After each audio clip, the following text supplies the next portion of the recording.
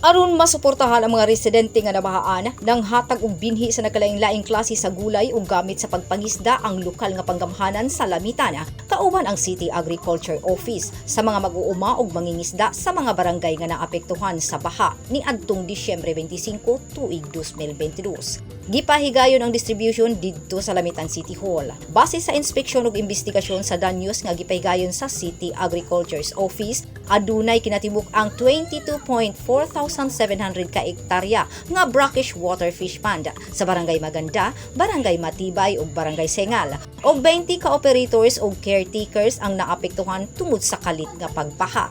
Nangadaot usab ang 6,1527 ka hektarya nga nagkadaiyang tanom nga utanuna sa Barangay Libuok, Barangay Sengal ug Barangay Balubo.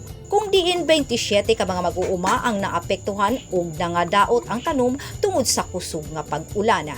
Laing 33,15 ka hektarya ang nadaot ug 22 ka mag-uuma ug humay ang naapektuhan. Human nadawat ang assessment report, gimanduan gilayo ni Mayor Roderick Frigay si Esther Domingo, ang officer in charge sa City Agriculture Office, nga ipang-apod-apod ang ayuda sa mga apektadong pamilya aron matabangan sila sa ilang pagbangon gikan sa nasinating kalisod tungod sa kalamidad.